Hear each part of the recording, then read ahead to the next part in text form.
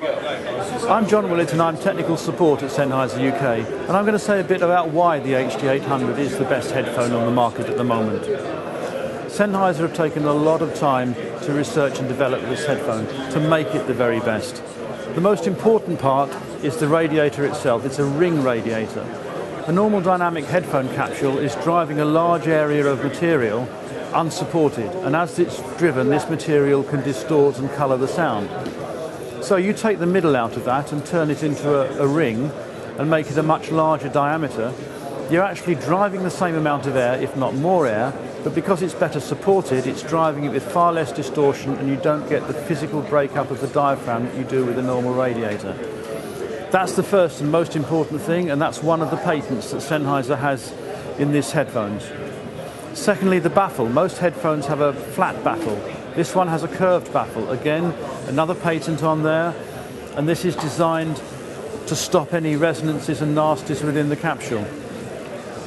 So the capsule is very fast. It's the largest diaphragm, driven by a very large 40mm voice coil. So it's a very fast and accurate headphone with very low distortion.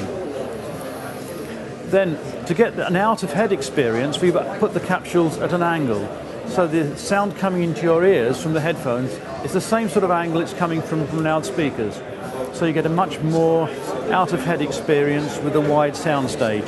The third patent in these headphones is in the headband itself. This is a sandwich device, and it's got patents on there, and it helps to prevent any resonances travelling from one side of the capsules to the other. I've listened to these headphones quite a lot myself, as I've had them at home at the weekend. And I often make live classical music recordings, so I had a chance to listen to these headphones to recordings that I'd made myself. And the instant I put them on, it was like being there. I heard the real instruments as they were played when they were recorded, and it was like being in the same place. The first feeling I got, it was like being there. Then I heard the distortion was so low that the music was coming through very, very clearly. Very complicated sound passages. I was listening to some piano with very, very complicated piano pieces on it. I could hear every single note played very, very clearly. And the one thing I found, once I put them on my head, I didn't want to take them off. I found myself listening and listening and listening. And it was like the headphones had taken away the equipment. It's not like listening to headphones. It's not like listening to hi-fi. It's just like listening to the music, and you can forget the equipment and the music comes through. If I had to describe them, I'd say the one thing really is natural and neutral.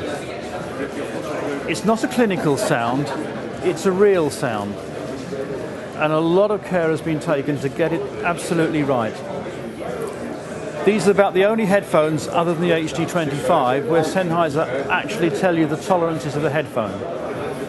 So the -3 dB point is down at 14 Hertz at the bottom end, and about 44.1 kilohertz at the upper end.